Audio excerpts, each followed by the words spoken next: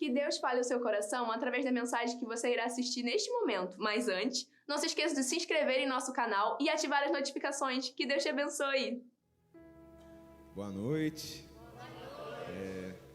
Voltando aqui ao tempo. Calma aí que o tablet desligou aqui. Calma aí.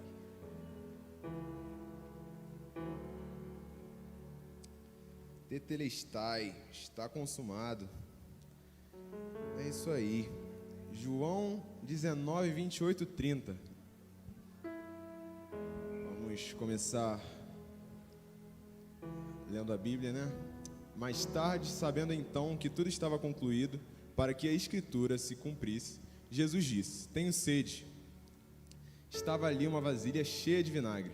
Então, embeberam uma esponja nela, colocaram a esponja na ponta de um caniço de sopo e a ergueram até os lábios de Jesus. Tendo provado, Jesus disse: está consumado.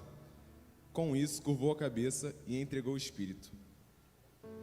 Jesus, o Filho de Deus, foi incumbido da tarefa de salvar a humanidade. É uma tarefa fácil, né? Só salvar um monte de gente que faz mal. Porque não há ninguém bom aqui entre nós, né? O que nos torna bom é Jesus em nós, quando passamos a viver o que Jesus quer que vivamos. Ele consumou a obra. Tetelestai, esse é o significado. Ele consumou a obra, está feito, o preço foi pago, quitado. Tetelestai era um termo contábil da época, quando se pagava uma dívida, ou quando um filho fazia o que o pai havia pedido, e usavam esse termo. Mas o que ele consumou, né, na cruz? Consumou os nossos pecados, todos os nossos erros, as nossas falhas, aquilo que a gente ainda nem pensa que vai cometer, mas ele já consumou isso, ele já perdoou a gente, mesmo antes de pedirmos perdão a ele.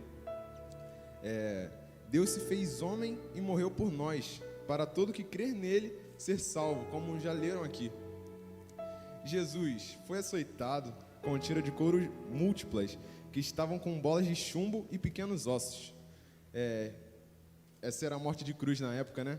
Principalmente para Jesus, o Filho de Deus, que se dizia Filho de Deus e era o Filho de Deus.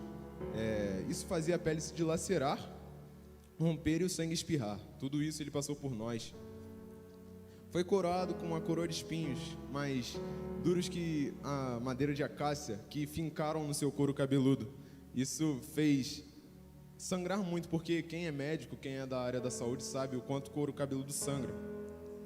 Com um prego pontudo e quadrado, perfuraram seus pulsos e seus pés, lesando o nervo mediano, o que o fez sentir uma dor insuportável. Dor que se espalhou pelo corpo todo, atingindo a ponta dos dedos e o cérebro. A gente não tem noção do que é isso. A gente não tem noção do que ele passou por nós. É importante frisar também que na madeira, a estaca na madeira já era perfurado com uma broca, para o golpe ser único. Quando eles perfuraram o pulso, o golpe era único, fincando na madeira. Já na cruz, para respirar, ele se apoiava no prego dos pés para aliviar o nervo e o peso nos braços. Sendo que cada vez que ele falou, que foram cerca de 7 vezes, ele passava por isso. Ele tinha que se apoiar no prego dos pés, fincado nos seus pés, para poder conseguir respirar, para poder aliviar o peso sobre o braço, sobre o pulmão dele, e ele poder encher o pulmão de ar. Foi fácil, né? Foi fácil. Ele carregou também a estaca dos braços da cruz, pesava cerca de 50 quilos. Carregou durante um percurso de quase 600 metros e apanhando, sendo cuspido, sofrendo tudo isso por amor a nós. Tem uma frase que atribuem a Billy Graham que diz: o maior acontecimento da história não foi o homem subir e pisar na lua, foi Deus descer e pisar na terra. Deus enviou o seu Filho por amor a nós. Ele sofreu tudo isso no nosso lugar, porque ele era puro, ele não cometeu pecado algum, e nós que erramos todo dia com ele, ele nos perdoa, ele sofreu isso por nos amar. Nós não somos dignos de tanto amor, mas ele mesmo assim nos ama. Mas a história não termina aí. Quem pensa que a história termina na morte de Jesus se deu mal, porque ele vive. Amém? Achei que ia ter uma festa maior, né?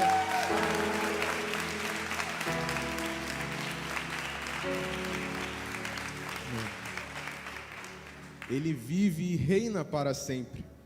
Voltará para buscar os que crerem nele. Amém? Com isso, tem 3 tópicos. O que temos feito depois disso? Como temos vivido depois de Deus nos dar a chance de sermos seus filhos? A verdade é que nós temos vivido como se Ele não existisse. Temos sacrificado Jesus todos os dias das nossas vidas, tratando o sacrifício dele, tudo que ele passou na cruz, como insignificante. Porque julgamos que nós sabemos como se trata a vida. Julgamos saber tudo. Assumir o erro é difícil, né? Para um humano. Só encontramos a verdadeira alegria quando passamos a viver para Cristo, quando dizemos não para as nossas vontades, por incrível que pareça, e passamos a viver por e para Ele. O segundo tópico que está separado aqui, a mensagem, é que nós não podemos trocar o momentâneo pelo eterno. Deus quer que vivamos a eternidade ao lado dele. Depois da nossa vida aqui na terra, e a nossa vida passa, a gente nunca se vê, né, morto num caixão. Quando vamos ao enterro, a gente nunca se vê lá naquele estado. Mas um dia vai passar, pode ser daqui a 10 minutos, pode ser amanhã. A gente não sabe o tempo. Mas é importante cuidar do que virá depois. A vida eterna, para aqueles que aceitam a Jesus agora, começa nesse instante. E às vezes a sua eternidade pode começar depois, se você não aceitá-lo. E isso é um problema, porque depois não haverá chance, não haverá outra oportunidade. Então, se tem algo a decidir, decida hoje viver ao lado de Jesus. Às vezes a gente tem vivido como se fosse brincadeira, às vezes a gente não tem levado o evangelho a sério, mas hoje é o dia de mudança, hoje é o dia de mudar, amém? Hoje é o dia de passar a viver o verdadeiro evangelho, o evangelho do Deus vivo, o evangelho que muda, que cura, que transforma, e seu nome é Jesus. Jesus veio por nós, veio por amor a nós. E o que temos feito? Uns procuram preencher o vazio de suas vidas com dinheiro, drogas, bebidas, vícios, mas nada disso adianta. Estamos apresentando hoje aqui um Deus vivo, o Deus que nos completa, o Deus que preenche esse vazio que nada no mundo pode preencher, o Deus que morreu por nós antes ainda do nosso nascimento. Ele separou esse dia aqui, Ele separou você para estar presente nesse dia aqui hoje. E não trate isso como insignificante. Deus tem um propósito em cima de tudo isso. O terceiro ponto é que Jesus morreu por nós para nos dar essa chance. E qual você tem escolhido? A morte ou a vida? Se Jesus voltasse hoje, você se consideraria preparado para subir com Ele? A respeito da sua vida, eu não sei. Mas eu acho que se você não tem essa certeza, tome essa decisão hoje. E tenha em seu coração que quando Jesus voltar, você subirá com Ele, junto comigo, junto com Timóteo, junto com o pastor George, com o Islas, com Natan. Tenha essa certeza. É a única coisa que nos traz paz nesses momentos difíceis, nesses momentos de doenças, de guerras, é ter Jesus em nossas vidas, ter Jesus, ter o Espírito Santo de Deus conosco. E Jesus é o caminho, a verdade e a vida. Só Ele nos leva a Deus. Que possamos escolher viver para um Deus vivo todos os dias das nossas vidas. Não importa, as lutas virão, a perseguição está aí. Quantos países já estão sendo totalmente perseguidos e cristãos sendo mortos? Vocês acham que se tantos cristãos, fossem mortos aí afora, por um mundo aí fora, isso seria brincadeira? Isso seria uma mera invenção de um Deus? Não. Eu não penso assim.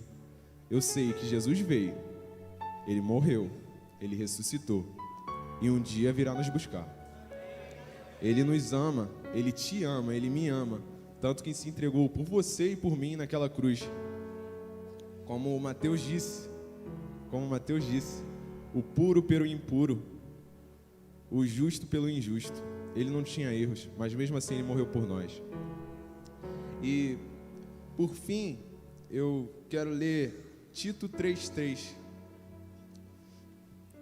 Se quiserem abrir as suas Bíblias também.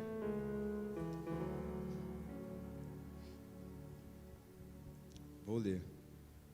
Houve tempo em que nós também éramos insensatos e desobedientes. Vivíamos enganados, escravizados por toda espécie de paixões e prazeres. Vivíamos na maldade e na inveja, sendo detestáveis e odiando uns aos outros.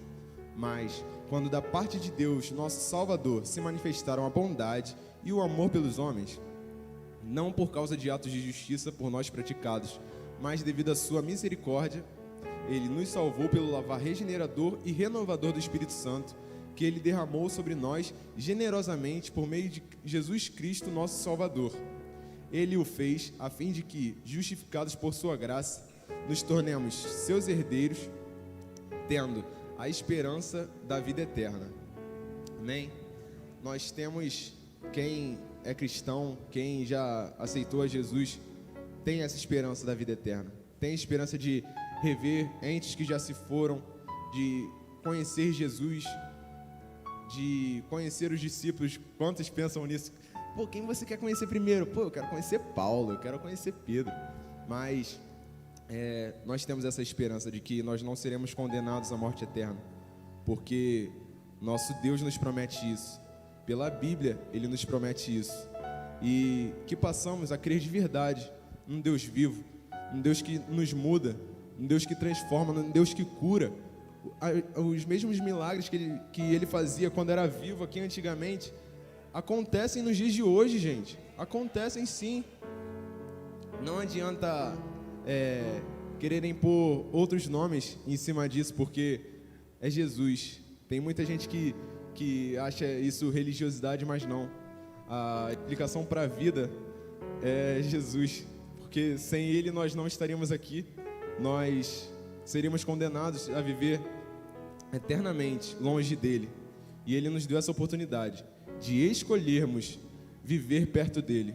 Escolha hoje viver perto de Jesus, o Cristo que morreu por você, que ama você de uma forma que você nunca vai entender, mas escolha hoje, porque Ele quer ser seu amigo, Ele quer estar do seu lado, Ele quer te apoiar nas suas decisões, Ele quer te mostrar o melhor caminho, porque Ele, de verdade, é o nosso melhor amigo. Amém? Que Deus abençoe a todos.